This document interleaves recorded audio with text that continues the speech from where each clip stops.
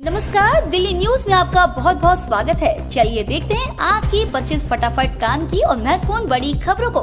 पर इससे पहले वीडियो को लाइक करना बिल्कुल ना भूलें। दिल्ली नगर निगम की वार्ड समिति चुनाव की डेट घोषित। दिल्ली नगर निगम ने वार्ड समिति के चुनाव की तिथि घोषित कर दी है। सत्तारूढ़ आम आदमी पार्टी और विपक्षी भाजपा के बीच राजनीतिक गतिरोध के कारण वार्ड समिति और उसके बाद की स्थायी समिति के चुनावों में 1.5 साल से अधिक की देरी हुई है।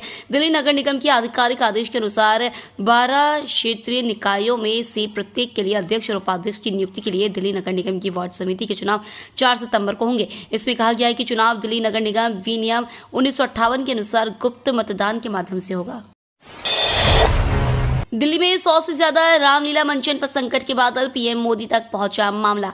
दिल्ली की 100 से अधिक रामलीलाओं के मंचन पर इस वर्ष संकटों के बादल मंडरा रहे हैं, क्योंकि डीडीए द्वारा इससे संबंधित समितियों को इस वर्ष मात्र 10 दिनों के लिए मैदानों के आवंटन की पेशकश की जा रही है। इसी तरह डूसिप द्वारा महंगा किराया मांगने और एमसीडी समेत अन्य विभागों से नए नियम से मुश्किलें भी साथ हैं। दिल्ली में रामलीला आयोजन का इतिहास मुगल कालीन है। मौजूदा समय में 550 से अधिक रामलीलाओं का मंचन हो रहा है, जिसको लेकर रामलीला समितियों ने प्रधानमंत्री नरेंद्र मोदी को पत्र लिखकर हस्तक्षेप की गुहार लगाई है। आज से 2 नए रूटों पर शुरू होगा मोहल्ला बसों का ट्रायल। दिल्ली सरकार की मोहल्ला बस स्कीम के तहत चलने वाली बसों को अलग अलग रूटों पर चलाकर यह देखा जा रहा है कि उनके परिचालन में कहीं कोई दिक्कत तो नहीं आने वाली है। इससे मोहल्ला बस सर्विस के प्रति लोगों का फीडबैक जानने और रूटों में जरूरी सुधार करने में भी काफी मदद मिल रही है। इसी प्रक्रिया को आगे बढ़ाते हुए बुधवार से 2 नए रूटों पर मोहल्ला बसों का ट्रायल शुरू किया गया। इससे साउथ दिल्ली और नई दिल्ली के लोगों को लास्ट माइल कनेक्टिविटी का एक नया विकल्प मिल सकेगा। दिल्ली मेट्रो के फीमेल कोच में जाना पुरुषों को पड़ेगा भारी। डीएमआरसी ने शुरू किया अभियान। महिला यात्रियों की सुरक्षा और सुविधा बढ़ाने के लिए दिल्ली मेट्रो रेल कॉर्पोरेशन ने महिला कोच में पुरुष यात्रियों के अवैध प्रवेश को रोकने के लिए एक विशेष अभियान शुरू किया है। यह अभियान 27 अगस्त 2024 को शुरू किया गया था और इसे दिल्ली मेट्रो की सभी लाइनों पर चलाया जाएगा। इस पहल को अंजाम देने के लिए डीएमआरसी ने 10 फ्लाइंग स्क्वाड तैनात किए। प्रत्येक फ्लाइंग स्क्वाड में केंद्रीय औद्योगिक सुरक्षा बल, दिल्ली मेट्रो रेल पुलिस और डीएमआरसी के कर्मी शामिल रहेंगे। नरेला की बदलेगी सूरत, एजुकेशन हब के साथ मिलेंगे सस्ते आवास। दिल्ली विकास प्राधिकरण ने 3 नई आवासीय योजना को धरातल पर लाने के बाद अब नरेला को आधुनिक शहरी केंद्र के रूप में तैयार करने की रूपरेखा बनाई है। इसके तहत यहां एजुकेशन हब के साथ ही अगले 3 वर्षों में 20,000 लोगों को डीडीए बसाएगा। डीडीए ने इसके लिए सस्ता घर आवास योजना और मध्यम वर्गीय आवास योजना के अनुरूप लगभग 40,000 फ्लैट विभिन्न श्रेणियों में निकाले हैं। इसमें किफायती दरों में ईडब्ल्यूएस और एलआईजी फ्लैट लोगों को मिलेंगे। साथ ही एमआईजी और एचआईजी फ्लैटों को भी खरीदने का अवसर मिलेगा। यूक्रेन पर हमला करने वाला है एक और दुश्मन, बॉर्डर पर तैनात की 1 लाख सेना। रूस के आक्रमण से त्रस्त यूक्रेन पर एक और दुश्मन हमला करने की तैयारी में। यह दावा खुद यूक्रेनी राष्ट्रपति व्लादिमीर जेलेंस्की ने किया है। उनका दावा है कि एक नए दुश्मन ने यूक्रेन की सीमा के पास हजारों की संख्या में सैनिकों को इकट्ठा किया है। ये सैनिक भारी हथियारों और सैन्य साजो सामान के साथ सीमा पर मौजूद है। यूक्रेन अभी इस हालात में नहीं है कि वो किसी दूसरे दुश्मन का सामना कर सके। यूक्रेनी सेना पहले ही रूस से जंग लड़ने में व्यस्त है। ऐसे में अगर दूसरा मोर्चा खुलता है तो सेना के पास अपने संसाधनों को बांटने के अलावा कोई दूसरा विकल्प नहीं बचेगा। इससे रूसी हमले के प्रति यूक्रेनी प्रतिरोध कम पड़ेगा और रूस को आगे बढ़ने का मौका मिल जाएगा। हम जल्द सत्ता हड़प लेंगे, पाकिस्तान में बैठे आतंकी ने दी हमले की धमकी। पाकिस्तान में बैठा आतंकीवादी फहरतुल्लाह गौरी को टेलीग्राम पर एक वीडियो जारी कर दिल्ली, मुंबई और देश के अन्य हिस्सों में बड़े पैमाने पर रेलगाड़ियों को पटरी से उतारने का आह्वान किया है। मूल रूप से हैदराबाद के कुर्मागुड़ा इलाके के रहने वाले गौरी को भारत सरकार कई साल पहले आतंकी घोषित कर चुकी है। अपने कट्टर समर्थकों से गौरी ने ऐलान किया है कि वे ट्रेनों से होने वाली सप्लाई चेन को निशाना बनाएं। सप्लाई चेन को तोड़ने के लिए हथियारों का उपयोग करने के अलावा अन्य तरीका अपनाएं। पेट्रोल पाइप लाइनों व रसद श्रृंखला को निशाना बनाने के अलावा रेलवे लाइनों व उनकी परिवहन प्रणाली को बाधित करने का काम करें, ताकि इससे देश में अराजकता की स्थिति पैदा हो सकेगी। आईसीसी रैंकिंग में बड़ा भूचाल, बाबर आजम औंधे मुंह गिरे। आईसीसी की टेस्ट रैंकिंग में बड़ा भूचाल देखने को मिला है। बुधवार को जारी आईसीसी रैंकिंग में बाबर आजम अब 6 स्थान फिसलकर 9वें स्थान पर पहुंच गए हैं। वहीं विराट कोहली और यशस्वी जायसवाल की रैंकिंग में भी उछाल देखने को मिला है। बाबर आजम के नीचे गिरने की वजह हाल में रावलपिंडी में हुआ टेस्ट मैच रहा। इस टेस्ट मैच में बाबर ने पहली पारी में 0 तो दूसरी पारी में 22 रन बनाए। इस टेस्ट मैच में पाकिस्तान को 10 विकेट से हार मिली। आगरा प्रयागराज समेत 12 औद्योगिक स्मार्ट शहर बनाने को कैबिनेट ने दी मंजूरी। केंद्रीय मंत्रिमंडल ने 12 औद्योगिक स्मार्ट सिटी परियोजना को मंजूरी दी है। परियोजना के तहत 10 लाख लोगों को प्रत्यक्ष रोजगार और 30 लाख लोगों को अप्रत्यक्ष रोजगार मिलने की संभावना है। केंद्रीय मंत्री अश्विनी वैष्णव ने कहा है कि प्रोजेक्ट की कुल लागत 28,602 करोड़ होगी। इसमें 1,52,00,000 की निवेश क्षमता होगी। उन्होंने कहा कि औद्योगिक smart city national industry development corridor programme के तहत बनाए जा रहे हैं। भारत पाकिस्तान सीमा पर पकड़ा गया युवक, बताई ऐसी वजह कि सब हो गए हैरान। राजस्थान के बाड़मेर में बीएसएफ ने एक 20 वर्षीय पाकिस्तानी नागरिक को गिरफ्तार किया है। उसने पुलिस को बताया है कि वह अपनी प्रेमिका के परिवार वालों से बचने के लिए सीमा पार कर गया था। खुद को जक्सी कोली बताने वाले इस शख्स को बीएसएफ ने 25 अगस्त को बाड़मेर में गिरफ्तार किया था और सोमवार को पूछताछ के लिए स्थानीय पुलिस को सौंप दिया था। एसपी बाड़मेर नरेंद्र सिंह मीणा ने कहा कि प्रारंभिक पूछताछ के दौरान पाकिस्तानी नागरिक ने दावा किया कि वह अपनी प्रेमिका के परिवार के सदस्यों से बचने की कोशिश कर रहा था और सीमा पार कर गया। एमपॉक्स से निपटने के लिए तैयार दिल्ली के अस्पताल सफदरजंग में तैयार किया गया आइसोलेशन वार्ड। मंकी पॉक्स से निपटने के लिए सेंट्रल अस्पताल से लेकर दिल्ली सरकार के सरकारी अस्पतालों में तैयारियां शुरू हो गई हैं। सफदरजंग अस्पताल ने इसके इलाज के लिए गाइडलाइन भी जारी कर दी है, जिसमें संदिग्ध मरीज की स्क्रीनिंग की जाएगी। इसके अलावा 6 कमरों का आइसोलेशन वार्ड तैयार किया गया है, जहां मरीजों को शिफ्ट करने के लिए अस्पताल प्रशासन फ्री में ट्रांसपोर्ट की सुविधा उपलब्ध कराएगा। दिल्ली में मल्टी लेवल पार्किंग के इस्तेमाल के लिए बड़ी सख्ती। सड़क किनारे अवैध पार्किंग को रोकने, मल्टी लेवल पार्किंग लोटस का इस्तेमाल बढ़ाने और पार्किंग स्थलों पर व्यवस्थित तरीके से गाड़ियां पार्क करवा के ट्रैफिक के फ्लो में आने वाली बाधाओं को दूर करने के लिए एलजीवी के सक्सेना ने पिछले हफ्ते ट्रैफिक पुलिस और संबंधित सिविक एजेंसियों को कड़े निर्देश दिए थे। एलजी ने पायलट प्रोजेक्ट के तौर पर हौज खास और कमला नगर मार्केट में बनी मल्टी लेवल पार्किंग के इस्तेमाल को बढ़ाने पर विशेष जोर दिया था, जिसके बाद ट्रैफिक पुलिस ने इन दोनों जगहों पर सख्ती बढ़ा दी है। दिल्ली में बदला ट्रेंड, कम उम्र में मां बनना पसंद नहीं, सामने आई चौंकाने वाली रिपोर्ट।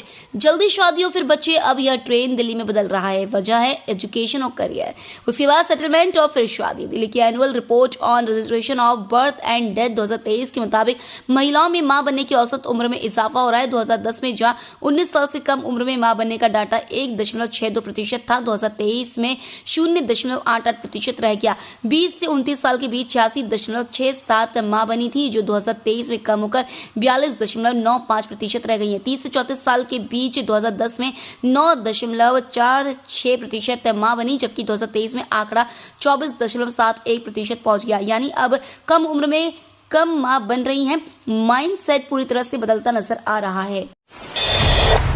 ट्रांसपोर्ट विभाग का बड़ा फैसला, गाड़ियों की फिटनेस जांच के वक्त अब नहीं देने पड़ेंगे 2800 रुपए। डीटीसीओ क्लस्टर स्कीम की बसों और ऑटो रिक्शा को छोड़कर दिल्ली में रजिस्टर्ड अन्य सभी पब्लिक सर्विस व्हीकल और नेशनल परमिट वाले सभी प्राइवेट कमर्शियल गुड्स व्हीकल्स के ओनर्स को ट्रांसपोर्ट विभाग ने बड़ी राहत देने वाला निर्णय लिया है। इन गाड़ियों के ओनर या ड्राइवर से गाड़ियों की फिटनेस जांच के वक्त जीपीएस जीपीआरएस ट्रैकिंग चार्ज के रूप में निमिट्स के द्वारा जो 2800 रुपए की फीस वसूली जाती थी, उसे परिवहन विभाग ने पूरी तरह खत्म कर दिया है। इतना ही नहीं, परिवहन विभाग ने पब्लिक सर्विस व्हीकल और कमर्शियल गुड्स व्हीकल की ट्रैकिंग का जिम्मा भी डीमेट से लेकर एनआईसी को सौंप दिया है। राजेंद्र नगर कोचिंग मामले में बेसमेंट के 4 सह मालिकों ने अब खटखटाया हाई कोर्ट का दरवाजा। दिल्ली के कोचिंग सेंटर में डूबने से 3 स्टूडेंट्स की मौत के मामले में गिरफ्तार 4 सह मालिकों ने जमानत के लिए उच्च न्यायालय का दरवाजा खटखटाया है। पिछले सप्ताह ट्रायल कोर्ट ने मामले में उन्हें जमानत देने से इनकार कर दिया था। पिछले सप्ताह रावचुवनी कोर्ट की जिला एवं सेशन जज अंजू बजाज चांदना ने परविंदर सिंह, नरेंद्र सिंह, सरबजीत सिंह और तंजिंदर सिंह को जमानत देने से इनकार कर दिया। हाल ही में ट्रायल कोर्ट ने इस मामले में एसयूवी चालक मनोज कथुरिया को जमानत दे दी थी। एयरपोर्ट पर कृपाण के साथ यात्रा न करने देने पर भड़के किसान नेता, कहा सिख विरोधी है सरकार। किसान नेताओं को दिल्ली एयरपोर्ट पर कृपाण के साथ यात्रा नहीं करने देने का मामला तूल पकड़ने लगा है। दिल्ली के सिख समुदाय में भी इसे लेकर खासी नाराजगी। उन्होंने कहा कि सिखों को कृपाण के साथ हवाई सफर में रोकना अपमानजनक है। सिख नेताओं का कहना है कि संयुक्त किसान मोर्चा की तरफ से तमिलनाडु के तिरुचिरापल्ली और पौंडीचेरी में कम से कम समर्थन मूल्य गारंटी कानून के मुद्दे पर महापंचायतों में शामिल होने जा रहे किसान नेता जगजीत सिंह गलेवाल, बलदेव सिंह सिरसा और सुखदेव सिंह भोजराज को जहाज में बैठने से सुरक्षा कर्मियों का रोकना निंदनीय है। देश के मुख्य न्यायाधीश के नाम पर मांगे 500 रुपए, साइबर यूनिट में शिकायत दर्ज। एक्स पर पोस्ट वायरल होने के एक दिन बाद मुख्य न्यायाधीश टीवाई चंद्रचूड़ बनकर पैसे मांगने के मामले में एक सोशल मीडिया हैंडल के खिलाफ दिल्ली पुलिस की साइबर इकाई में शिकायत दर्ज की गई है। माइक्रो ब्लॉगिंग प्लेटफॉर्म पर वायरल हुए पोस्ट के स्क्रीनशॉट के अनुसार खुद को सीजीआई चंद्रचूड़ बताने वाला बहुरूपिया कनॉट प्लेस में फंसा हुआ था। बहुरूपिया ने कहा कि उसे सुप्रीम कोर्ट में एक महत्वपूर्ण कॉलेजियम बैठक में भाग लेने के लिए जाने के वास्ते तत्काल 500 रुपए की आवश्यकता है। केंद्र से दिल्ली हाई कोर्ट बोले डीप फेक गंभीर खतरा बनने जा रहा है, इस पर काम शुरू करिए। दिल्ली हाई कोर्ट ने बुधवार को कहा कि डीप फेक तकनीक समाज में एक गंभीर खतरा बनने जा रही है। एआई की काट केवल तकनीक की ही हो सकती है। कार्यवाहक मुख्य न्यायाधीश न्यायमूर्ति मनमोहन और न्यायमूर्ति तुषार राव गेडेलर ने कहा, इस पर काम शुरू करना होगा, आपको इस बारे में सोचना होगा, ये समाज में एक गंभीर खतरा बनने जा रहा है। दिल्ली हाई कोर्ट देश में डीप फेक तकनीक के गैर नियमन के खिलाफ 2 याचिकाओं पर सुनवाई कर रहा था। डीप फेक तकनीक के तहत किसी तस्वीर या वीडियो में किसी व्यक्ति की जगह अन्य व्यक्ति की तस्वीर लगा दी जाती है। इसके तहत मूल व्यक्ति के शब्दों और कार्यों को बदलकर दर्शकों को गुमराह किया जा सकता है। हाईकोर्ट ने केंद्र सरकार से जामा मस्जिद को स्मारक घोषित न करने के मनमोहन सिंह के फैसले वाली फाइल पेश करने को कहा। दिल्ली हाईकोर्ट ने केंद्रीय संस्कृति मंत्रालय और भारतीय पुरातत्व सर्वेक्षण को तत्कालीन प्रधानमंत्री मनमोहन सिंह के फैसले वाली उस फाइल को पेश करने का बुधवार को निर्देश दिया, जिसमें कहा गया था कि मुगलकालीन जामा मस्जिद को संरक्षित स्मारक घोषित नहीं किया जाना चाहिए। अदालत ने कहा कि यदि अधिकारी कथित तौर पर गायब हुए दस्तावेजों को उसके समक्ष पेश करने में विफल रहते हैं तो संबंधित अधिकारियों के खिलाफ कार्रवाई शुरू की जाएगी। आतंकी फंडिंग केस में तिहाड़ में बंद सांसद पटियाला कोर्ट ने जमानत अर्जी रखी सुरक्षित। दिल्ली की पटियाला हाउस कोर्ट ने सांसद इंजीनियर शेख अब्दुल राशिद की जमानत याचिका को सुरक्षित रख लिया है। राशिद फिलहाल साल 2017 में जम्मू एंड कश्मीर में आतंकी फंडिंग से जुड़े मामले में तिहाड़ जेल में बंद है। राशिद ने नियमित जमानत की मांग के लिए ही जमानत अर्जी दायर की थी। उम्मीद लगाई जा रही है कि आने वाले 4 सितंबर को सुनवाई होकर कोर्ट अपना फैसला सुना सकती है। शराब घोटाले में सुप्रीम कोर्ट ने निष्पक्षता पर सीबीआई ईडी को सुना डाला। सुप्रीम कोर्ट ने दिल्ली के कथित शराब घोटाले में आरोपी की कविता को जमानत दे दी। सर्वोच्च अदालत ने जांच की निष्पक्षता पर सवाल उठाते हुए प्रवर्तन निदेशालय और केंद्रीय अन्वेषण ब्यूरो को फटकार भी लगाई। मार्च के मध्य से ही जेल में बंद के कविता को कुछ शर्तों के साथ जेल से आजाद करते हुए कोर्ट ने एक गवाह को लेकर अहम टिप्पणियां की और कहा कि अभियोजन निष्पक्ष होना चाहिए। कोर्ट ने कहा, यह स्थिति दुखद है। एक गवाह के बयान के संदर्भ में अदालत ने कहा कि आप किसी को भी पिक एंड चूज करेंगे। कोर्ट ने यह भी कहा कि जिस व्यक्ति ने खुद को दोषी ठहराया उसे गवाह बना दिया गया। दिल्ली में 2 दिन तेज बारिश का येलो अलर्ट। दिल्ली के साथ साथ एनसीआर के शहरों में जोरदार बारिश के आसार हैं। मौसम विभाग की माने तो दिल्ली के विभिन्न हिस्सों में अगले 24 घंटे के दौरान तेज बारिश देखी जा सकती है। आईएमडी ने इसको लेकर येलो अलर्ट जारी किया है। मौसम विभाग का कहना है कि दिल्ली में आज भी हल्की से मध्यम बारिश देखी जा सकती है। आईएमडी ने दिल्ली के साथ साथ एनसीआर के शहरों में इसको लेकर येलो अलर्ट जारी किया है। नाबालिग के यौन उत्पीड़न मामले में एक शख्स को 12 साल की जेल। दिल्ली की एक अदालत ने 6 साल की बच्ची का अपहरण करके उसका यौन उत्पीड़न करने के मामले में एक शख्स को 12 साल की कैद की सजा सुनाई है। साथ ही कोर्ट ने पीड़िता को 7,05,000 रुपए का मुआवजा भी देने का आदेश दिया है। फैसला सुनाते हुए कोर्ट ने कहा कि आपराधिक न्याय प्रणाली का उद्देश्य न केवल आरोपी को सजा देकर उसे सुधारना है, बल्कि पीड़िता का पुनर्वास करना भी है। उन्नाव, हाथरस, महाराष्ट्र और मणिपुर पर भी राष्ट्रपति को बोलना चाहिए। कोलकाता में डॉक्टर संग हुए रेप और मर्डर मामले को लेकर राष्ट्रपति द्रौपदी मुर्मू के बयान पर तृणमूल कांग्रेस ने प्रतिक्रिया दी है। टीएमसी नेता कुणाल घोष ने कहा, हम सब और हमारी पार्टी न्याय के पक्ष में और आरोपी को मौत की सजा होनी चाहिए, लेकिन राष्ट्रपति अभी क्यों बोल रही हैं? उन्नाव, हाथरस, महाराष्ट्र, बदलापुर, मणिपुर और उत्तराखंड में ये सब हुआ तब आप कहां थी? अब बंगाल में हुआ तो यह सोशल क्राइम है। युवाओं के लिए अच्छी खबर, साल में 4 बार निकलेगी रेलवे में भर्ती।